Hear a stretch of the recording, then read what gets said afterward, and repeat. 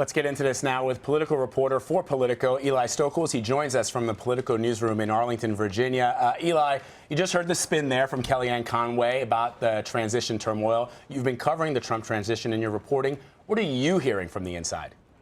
Well, it's nice that she's reading Politico, right? I mean, I think that, she's right, and it's true that, this is a huge job. 4,000 positions to fill, 1,200 that need confirmation. This isn't something that you rush. And so it's not exactly that they're behind schedule, but the chaos and the backstabbing and the infighting and the turmoil inside Trump Tower and this entire transition operation is real. It's just as real as it was when it was, part of his campaign. We've seen this for 17 months as part of the campaign. It's not going to stop now.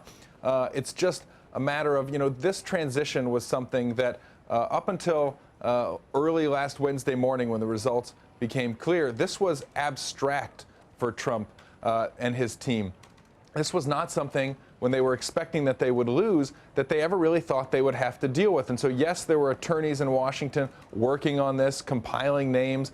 Yes, Chris Christie was put in charge. But honestly, if this was really something that they thought they were going to have to utilize and switch into high gear, Chris Christie, who does not have the trust of Jared Kushner, who's just thrown overboard earlier this week, he would never have been given even the honorary role of transition chairman because they would have placed more value and importance on it. So I think they've been caught a little bit flat-footed, and I think they're now reconciling with the fact that this is a very insular campaign, a lot of loyalists, kind of a pirate ship of rogues, and you're going to need more people than that to fill out the federal government. And I think even some of the closest people that, Trump feels will be the most loyal, who he'd like to see in some of these roles, there are questions about whether they can be confirmed. And so I think they're grappling with a lot of that.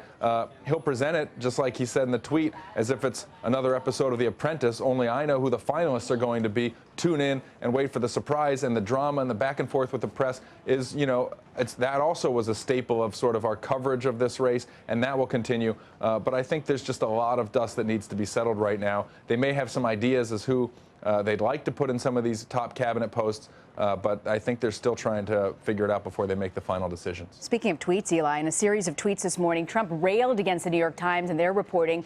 While his combative tone with the press, it's really nothing new. We know that he's done this, but is it shaping up to be problematic now that he's President-elect Trump and he's no longer just a candidate?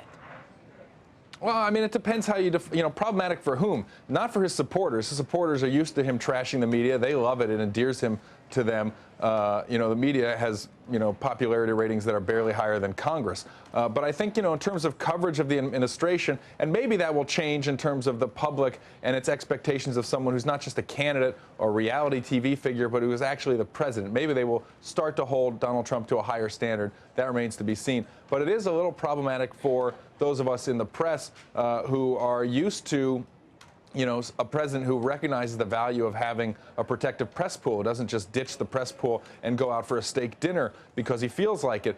Someone who understands the gravity of being the president-elect and soon the president, and who understands the importance of having reporters around to document what he's doing at all times, just for history and because of the how consequential he now is. I think that's interesting. I think the back and forth, the trashing the media, we're all used to that. That's, we all have pretty thick skin when it comes to that. It's more about access, and I think Trump can sort of continue to beat that drum for a little while, but I think he's going to have to produce some results. I think a lot of people may tune out the noise, but they may also eventually start to tune out Trump and the media criticism, blaming the media for things if they don't like which way the country's going. And as you point out, Eli, the red meat that is thrown to his supporters when he attacks the media is well documented. But perhaps a lot of people may not understand what the press pool is supposed to do.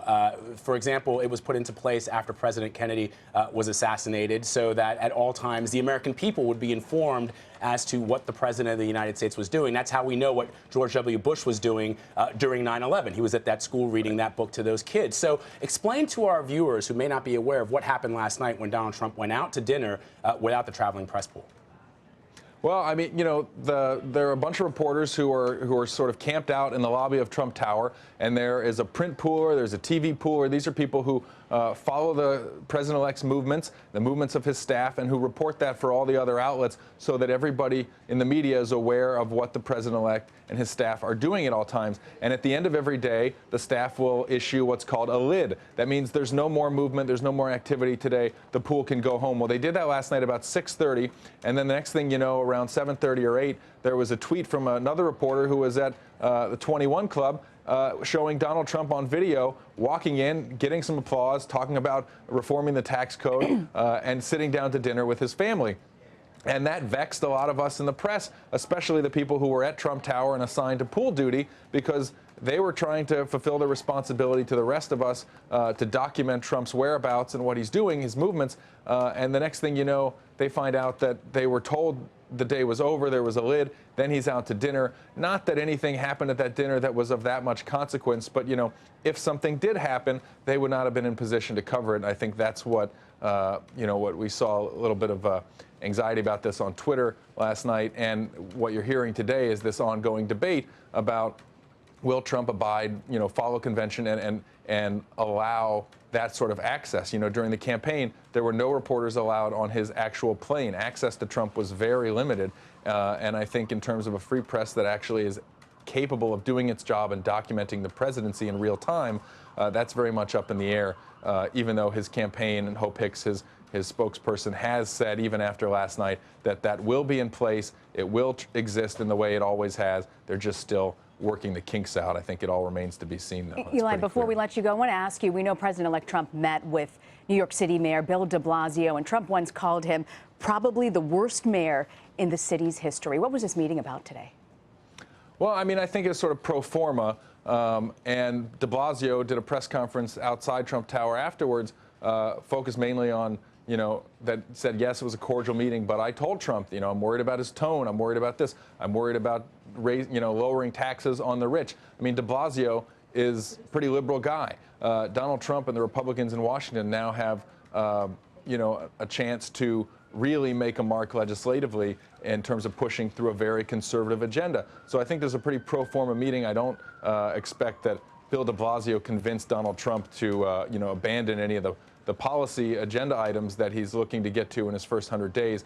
But, you know, they all have their constituencies. You know, I think in New York, about 90% of New Yorkers voted for Hillary Clinton. So politically, it makes sense for de Blasio. Donald Trump, you know, fielding phone calls from dignitaries. I mean, you know, having a lot of people stop by, the mayor of his home city, is just sort of another box to check. But I don't think I would put too much importance on that meeting. All right, well, we'll see how this all plays out. Politico's Eli Stokols, we thank you as always, buddy. Thanks, guys.